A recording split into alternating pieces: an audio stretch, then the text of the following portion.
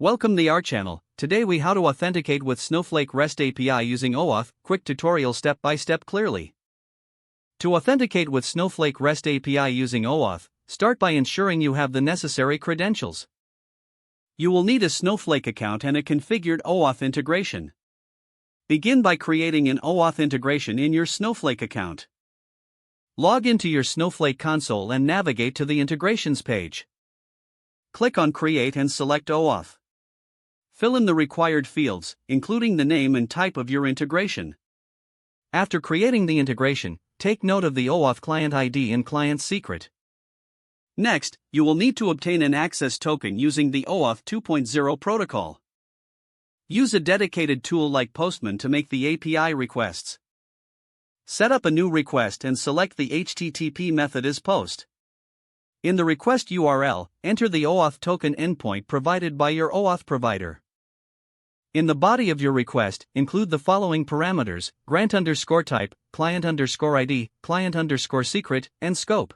Make sure to set the content type of your request to application/xwww. Send the request and check the response for the access token. Once you receive the access token, save it securely.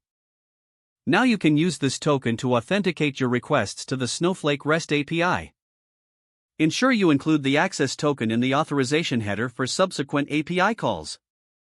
Format the authorization header as bearer, your_access_token.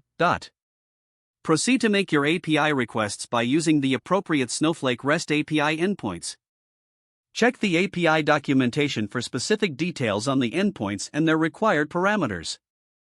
With the access token in place, you are now authenticated and can interact with the Snowflake REST API. Keep your access token confidential and refresh it as needed, according to your OAuth provider's guidelines. You have successfully authenticated with the Snowflake REST API using OAuth.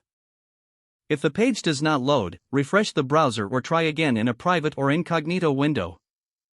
Make sure you are using the correct email address, then retype it carefully to avoid small typos. If your password is not accepted, use the reset option and create a new strong password you can remember. Check your spam folder for verification or security emails, then complete any requested confirmation steps. Enable two-factor authentication if available to improve account security and reduce unauthorized access risk. After signing in, review your profile details so your contact information and settings are accurate and current.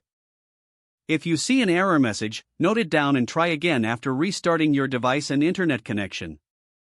Don't forget to like this video and subscribe to our channel for more step-by-step tech guides.